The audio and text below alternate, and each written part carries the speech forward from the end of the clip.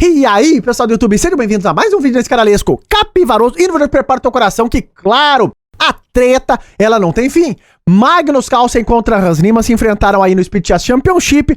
Foi um match daqueles, movimentou mesmo a comunidade do xadrez.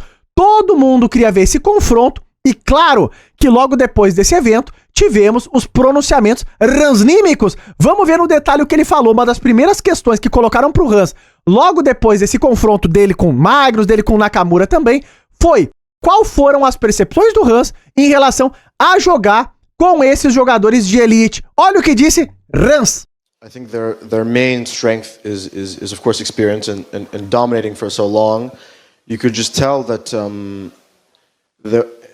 I think that a lot of these games, you know, when both players are very strong, it comes down to these scrambles, it comes down to the minute details that aren't even chess related when it comes to time management. And you know, because I wasn't as, you know, sometimes you just, like, the art of time management is something that I don't think any chess player comprehends. Sometimes you just manage your time in the right way and everything goes well. So I think that on a purely positional understanding, strategic, on that level, I don't feel that I'm inferior. There's the chance to prove myself, and I'm appreciative of the lessons I've learned. Of course, I might not be the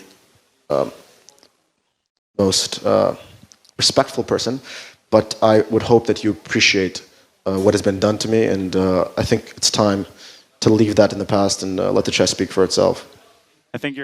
Como vocês viram, o Hans, então, ele resume que Magnus e Nakamura, o que impressionou ele foi mais relacionado à preparação de aberturas e também o controle de tempo. O Hans deixou claro que não se sente pior em relação ao xadrez posicional, estratégico. Ele considera que está no nível muito próximo do que o Magnus e o Naka apresentam. Agora vamos ver se essas percepções do Hans, elas batem mesmo com o que aconteceu nas partidas, tá? Eu vou trazer uma partida marcante do Magnus contra o Hans, nos ritmos ali com mais tempo, as partidas de 5-1, e vamos ver se o que o Hans falou bate mesmo com o que aconteceu aqui dentro das 64 casas. Mas eu aviso, te segura na cadeira, prepara a pipoca, vamos à luta, que o xadrez sempre será agora.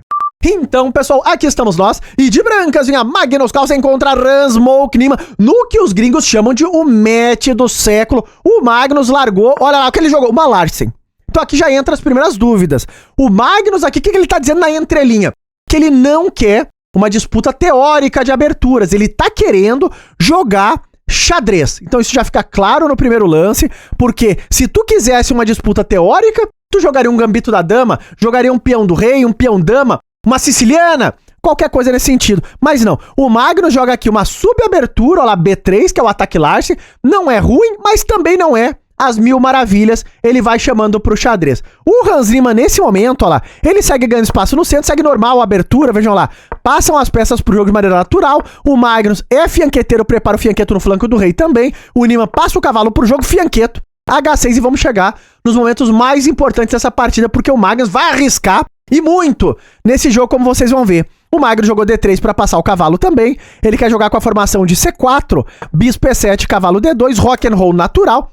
E A5 jogou o Hans Niemann. É importante destacar que aqui eles já vão saindo ali de muito conhecimento. Então aqui os jogadores já estão improvisando. A verdade é essa, o Hans prepara a ideia do A4 e o Magnus contra A4 ele quer jogar B4, embora ele não possa, ele prepara essa ideia. Ele joga A3, que é interessante, ó lá. Se tu jogar A4, ele prepara para jogar B4, não deixar essa coluna A abrir aqui para a torre do Niemann. Isso é xadrez. Então o que eles estão jogando aqui é xadrez. Veja que os tempos estavam controlados, ninguém tá apurado. O Hans passou o bispo para H7, saindo de qualquer tema de E4. C4 jogou no Ruga e depois de cavalo C6 vem a troca em D5 e torre C1. E vejam que a posição vai esquentar a partir daqui. Primeiro, o Hans traz a torre Pre8, o Magnus traz a torre Pre1 fazendo esse raio-x que vinha aqui no peão de E2, o Niemann vai preparando a ideia de voltar o bispo para F8 no momento certo, e o Magnus jogou, claro, o Niemann jogou o bispo F8 e o Magnus jogou agora a torre C2, que não é tão claro o plano, ele pode preparar uma dobrada nessa coluna C. E vejam que o Niemann, aqui ele vai provocar um pouco, ele joga cavalo B8, o Magnus dobra, pressionando agora em C7 e o Niemann joga C5. Aqui vem um dos lances mais arriscados dessa partida, que é uma compreensão complexa de xadrez, como vocês vão ver. O Magnus jogou torre toma C5, é um dos lances da máquina, um lance difícil, porque o Magnus aqui sacrifica uma qualidade por compensações que não são tão claras. A posição vai complicar e muito a partir daqui. Claro que o Hans não vai recusar, ele tomou essa torre, Rafael. Mas por que o Magnus fez isso?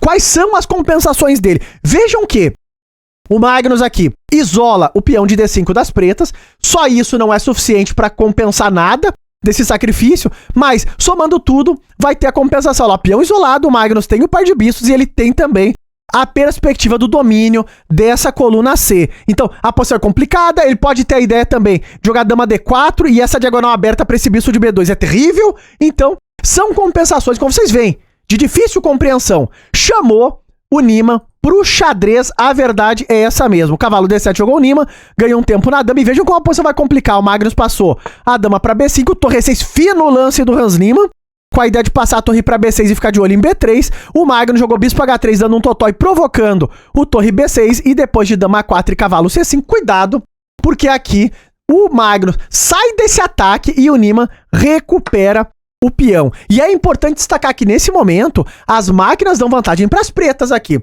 Não é vantagem decisiva, mas as máquinas gostam mais da posição das pretas, porque claro, o Magnus ainda tem as compensações dele, que são o par de bispos, olha lá, porém caiu um peão. Então o Magnus tinha um peão por aquela qualidade e todas as outras pequenas vantagens. Agora, caiu o peão em B3. E olha o que vai acontecer a partir daqui, porque claro, o Magnus trocou, veio a retomada. Nesse momento, o Magnus passou o cavalo para D2 para não deixar a torre do Niemann tão ativa. Torre B5 jogou o Rans. Vejam que o cavalo segue cravado nesse tema. Aqui o Magnus vai atrás, olha lá, de catucar o peão isolado. Só que nesse momento, mais uma vez, o Niemann jogou o fino, que é dama B6, e bota o Nuruga em graves problemas. Por quê?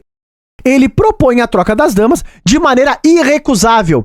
Porque se tu recusar, tu perde o bispo. Então não tem o que fazer. O Magnus teve que trocar e entra agora em um final de xadrez. Olha lá, o Magnus jogou bispo D4, ganhou um tempo na dama. E olha o que vai acontecer agora. O Niemann pega a iniciativa tocando o peão de A3 e o Nuruga aqui vai ter que se recolher na zaga. Momento importantíssimo desse jogo. O Magnus defendeu o peão. E vejam que eles estão jogando xadrez.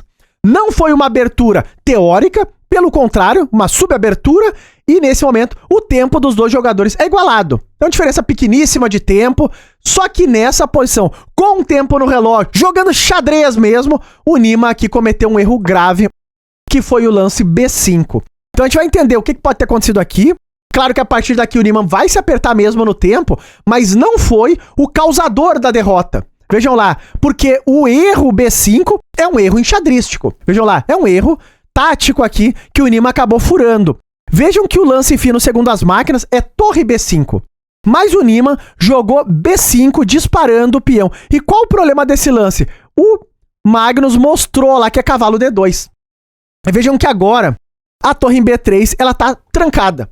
Então não tem o que fazer. Aqui o Magnus vai conseguir recuperar a qualidade, mas mantendo as outras pequenas vantagens que ele já tinha. Vejam lá, a torre ficou trancada, então veio um erro grave aqui. O Niemann gastou quase 1 minuto no relógio, ao invés de torre B5, ele jogou B5 e ficou com a torre presa. E aqui não tem jeito. O Niemann jogou o lance A4 lá para, claro, recuperar, devolver essa qualidade. O Magnus, aqui ele jogou F3, já que a torre tá trancada.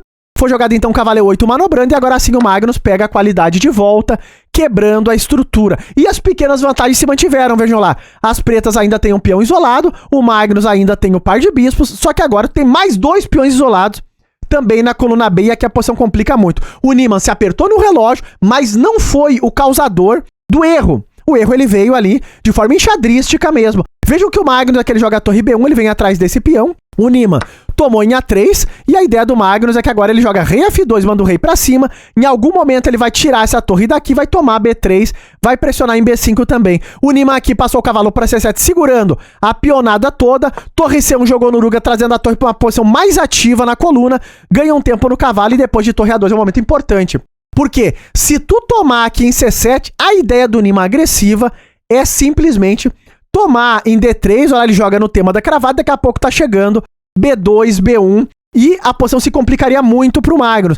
Mais uma vez o Magnus encontrou a melhor resposta, olha lá. Ele defendeu a tomada em E3, mantendo a ameaça no cavalo, e aqui a partida vai abaixo, porque quando o Nima defende o cavalo, entra a torre C8 e as brancas estão completamente perdidas, além do apuro no relógio. O cavalo tá cravado, o único para tentar defender esse cavalo foi o lance rei F8, mas o Magnus joga cheque, e aqui o Nima abandonou essa partida. Já não tinha mais tempo no relógio também, e aqui é forçado tu afastar o rei e tu vai levar mate, é fim de jogo. Agora, comenta aí embaixo quais são as tuas percepções olhando essa partida com o que o Nima falou ali na entrevista dele, e vamos ver como fica essa precisão. E tá no ar a precisão desta peleja. Olha lá, o Magnus jogando como uma máquina terrível, 93.3, uma partida muito interessante. Marca aqui um lance brilhante pro Magnus, o torre toma C5 e o erro do Nima, que veio aqui nesse final, o lance B5, um erro que devolve a qualidade, e a partir daqui a posição realmente complicou muito. Comenta aí embaixo o que tu acha de tudo isso. Será que o Nima perdeu essa partida porque o Magnus é mais preparado na abertura, ou controla melhor o tempo, ou outros fatores acabaram sendo relevantes para essa vitória? Tô curioso para saber. Se tu gostou do vídeo, não esquece daquele likezão e até os próximos vídeos!